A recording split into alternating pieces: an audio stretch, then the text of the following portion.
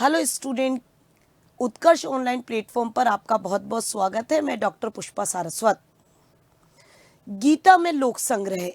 एक ऐसा टाइटल, यदि हम भगवत गीता की बात करते हैं और उसमें निष्काम कर्म योग की अवधारणा देखते हैं तो निष्काम कर्म योग के जो प्रमुख रूप से 4 सिद्धांत हैं, लोक संग्रह की भावना, समत्व योग, स्थित प्रज्ञ और स्वधर्म की अवधारणा।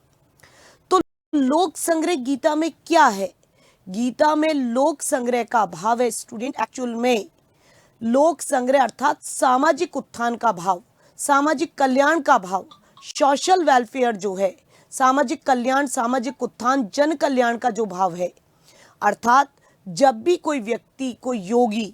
अपनी स्वार्थमूलक प्रवृत्तियों का त्याग करके अपने समस्त कर्म सामाजिक उत्थान के लिए, सामाजिक कल्याण के लिए या जन कल्याण के लिए करता है, ऐसा उसका वह भाव लोक संग्रह कहलाता है,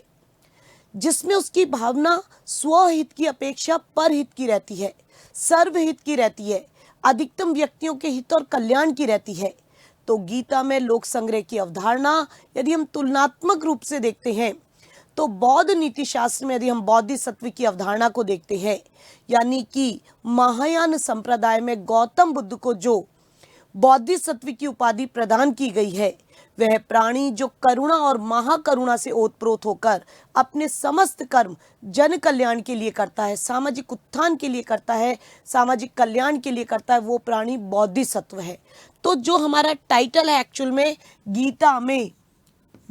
में कौन सी अवधारणा? गीता में आपके जिस अवधारणा की हम यहाँ पर बात कर रहे हैं वो है आपके लोक संग्रह की अवधारणा। गीता में लोक संग्रह क्या है? तो इसको यदि हम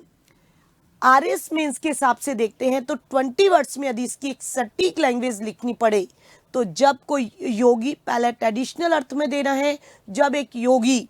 स्वार्थ मूलक प्रवृत्तियों का त्याग करके अपने समस्त कर्म जन कल्याण के लिए करता है, सामाजिक उत्थान के लिए करता है, सामाजिक कल्याण के लिए करता है, ऐसा उसका भाव लोक संग्रह कहलाता है। अर्थात जब एक योगी अपने समस्त कर्म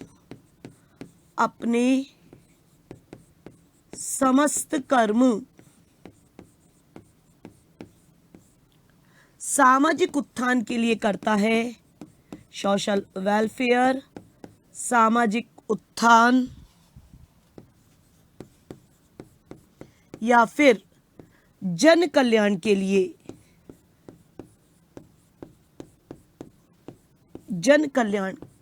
लिए करता है,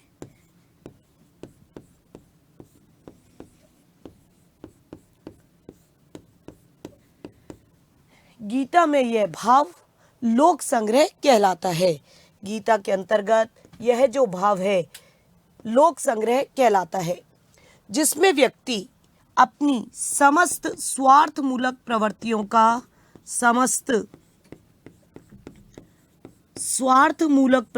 का त्याग कर देता है, स्वार्थमूलक प्रवृत्तियों का त्याग कर देता है,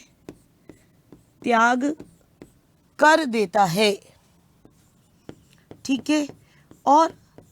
मेरा तेरा जो भी स्वार्थमूलक प्रवृत्तियां, उन सब का त्याग करके सामाजिक उत्थान के लिए, सोशल वेलफेयर के लिए, जो भी जन कल्याण से संबंधित कृत्य हैं उनमें अपने आप को लगा देता है, उसका वह भाव लोक संग्रह कहलाता है। तो गीता में जो लोक संग्रह की अवधारणा स्टूडेंट, ये एक ऐसी अवधारणा है जो व्यक्ति को एक संदेश देती है कि व्यक्ति को निष्काम कर्म योगी होकर, क्योंकि कर्मण्येवाधिकारस्तु मा फलेषु कदाचन, हमारा अधिकार हमारे कर्मों पर है, हमारा अधिकार हमारे द्वारा स्वधर्म पर है, उसके फल अथवा परिणामों तक नहीं। तो व्यक्ति को संसार में रहते हुए कमल के समान, जिस प्रकार कमल पानी में रहता है, कीचड़ में रहता है, लेकिन फिर भी उस पानी से ऊपर रहता है, तो आपको, हमको अपनी वासनाएं, अपनी इंद्रियां, अपनी स्वार्थमूलक प्रवृत्तियों का दमन करना है, उस पर कंट्रोल रखना है और अपने समस्त कर्म इस संसार में रह करके सर्व हित के लिए, सर्व कल्याण के लिए, सामाजिक उत्थान के लिए हमें करनी है। तो गीता का ये लोक संग्रह का जो कॉन्सेप्ट है बहुत ही महत्वपूर्ण माना जा सकता है, क्योंकि यदि हम इसकी तुलना, लोक संग्रह की तुलना भारतीय दर्शन में बौद्धिसत्व की अवधारणा से देखते हैं तो गौतम बुद्ध का जो जीवन था वो भी बौद्धिसत्व का जीवन था, जिसमें वह बौद्धिसत्व बौद्धिक ज्ञान की प्राप्ति करने के पश्चात करुणा और महाकरुणा से भरकर अपने समस्त कर्म जन कल्याण के लिए करता है, सामाजिक उत्थान के लिए करता है। यदि हम इस लोक संग्रह की प्रवृत्ति को अपने जीवन में लेते हैं, यदि इसे हम प्रशासन में लागू करते हैं, सिविल सेवा में लागू करते हैं, नौकरशाही में लागू करते हैं, तो डेफिनेट मान करके चलिए स्टूडेंट, यदि एक लोक सेवक अथवा प्रशासक अपनी स्वार्थ मूलक प्रवृत्तियों का त्याग करके अपने समस्त कर्म जन कल्याण के लिए करेगा, सामाजिक उत्थान के लिए करेगा, तो मान करके चलिए कहीं ना कहीं समाज में संगठन, संतुलन और सामंजस्य दिखाई देगा।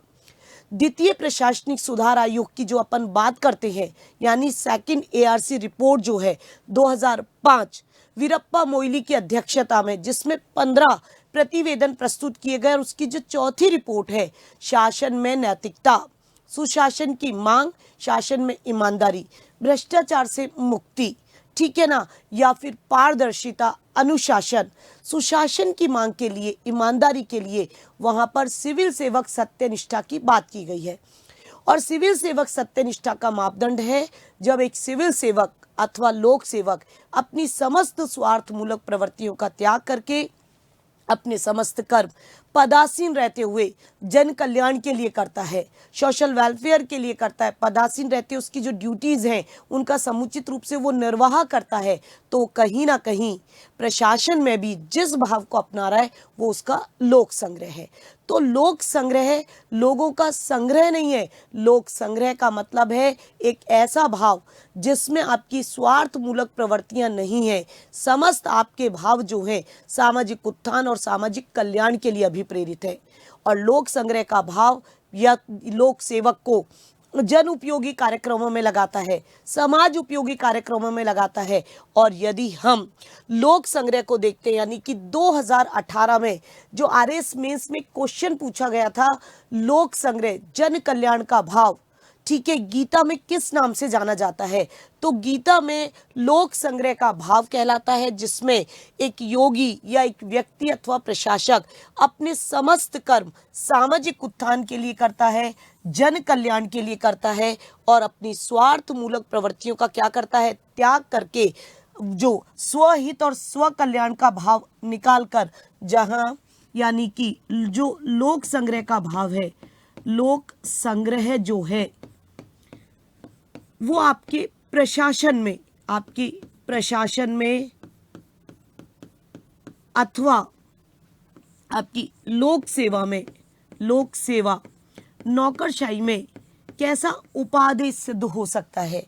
तो लोक संग्रह के भाव को अपनाकर, जहां पर मैंने चर्चा की सेकंड एआरसी रिपोर्ट की, ठीक है, यानी जो द्वितीय आपके प्रशासनिक सुधार आयोग है 2005 वीरप्पा मोइली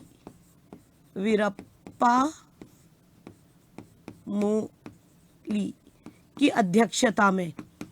ठीक है, जिसमें कितने 15 प्रतिवेदन, जिसमें मैं बात कर रही हूँ फोर्थ रिपोर्ट की। और फोर्थ रिपोर्ट स्टूडेंट आपके है सुशासन की मांग, सुशासन, ठीक है, शासन में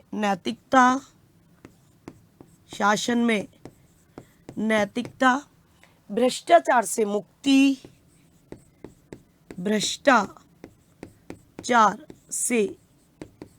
मुक्ति, और ट्रांसपेरेंसी जो है, पारदर्शिता जो है, इन सब मूल्यों को क्या करना, स्वीकार करना। तो लोक संग्रह को अपना करके कोई भी लोक सेवक, ठीक है, ये बात यहाँ पर की गई है जिसमें हम बात करते हैं सिविल सेवक सत्यनिष्ठा की, यानी कि सिविल सेवक सत्यनिष्ठा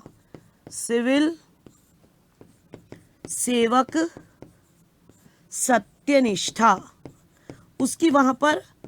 चर्चा की गई है सिविल सेवक सत्यनिष्ठा की, जिसमें किसी भी सिविल सेवक को अपनी स्वार्थमूलक प्रवृत्तियों का त्याग करके अपने समस्त कर्म जन कल्याण के लिए, सामाजिक उत्थान के लिए करने हैं। तो ट्रेडिशनल अर्थ में यदि हम लोक संग्रह आपके आता है, यानी गीता में लोक संग्रह क्या है, तो आपको एज इट इज 20 वर्ड्स में डेफिनेशन देनी है, जिसमें एक योगी अथवा परफेक्ट मैन जो है अपनी स्वार्थमूलक प्रवृत्तियों का त्याग करके जब सर्वहित और सर्व कल्याण के लिए सोचता है, सामाजिक उत्थान के लिए सोचता है, सामाजिक कल्याण के लिए सोचता है, जन कल्याण के लिए सोचता है, वो अवधारणा गीता में लोक संग्रह कहलाती है। निष्काम कर्म योग का ये प्रथम और आधारभूत सिद्धांत है। और यदि हम लोक संग्रह के इस भाव को प्रशासन में देखते हैं, तो किसी भी प्रशासनिक अधिकारी को अपनी सिविल सेवक सत्यनिष्ठा का समुचित रूप से पालन करना अनिवार्य है। कहीं ना कहीं जो सत्यनिष्ठा है, जिसमें स्वयं के प्रति, दूसरों के प्रति और अपने कृत्यों के प्रति उसे पूर्णतः निष्ठा दिखानी है, कर्तव्यता का पालन करना है, और पूर्ण निष्ठा और कर्तव्यता के साथ जब वो अपने कर्तव्यों का समुचित रूप से पालन करेगा, पदासीन रह करके अपने कर्तव्यों का, स्वधर्म का वो पालन करेगा, तो उसके समस्त कर्म जन उपयोगी रहेंगे, सामाजिक उत्थान के लिए रहेंगे और सामाजिक कल्याण के लिए रहेंगे। दूसरी बात हम कहना चाहेंगे, यदि एक सिविल सेवक लोक संग्रह को सही अर्थों में अपना लेता है, तो वो कहीं ना कहीं सरकार और जनता के मध्य का सेतु बन सकता है।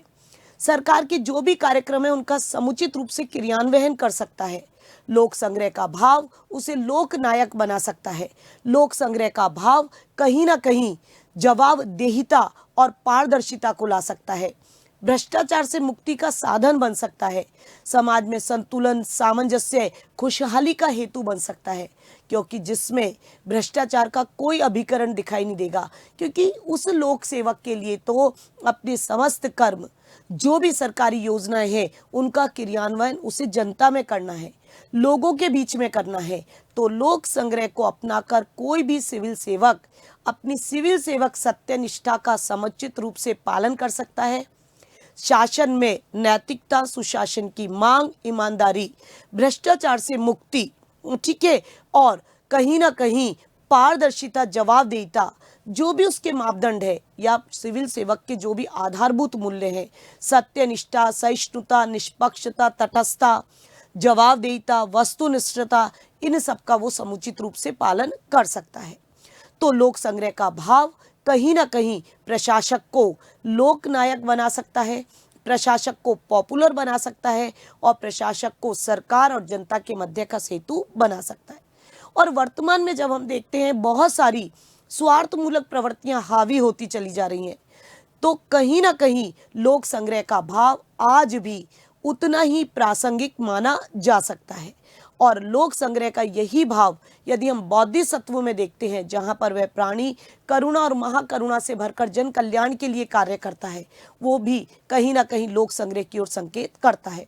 तो स्टूडेंट, लोक संग्रह का आपके 20 वर्ड्स में क्वेश्चन पूछा जा सकता है कि लोक संग्रह किसे कहते हैं,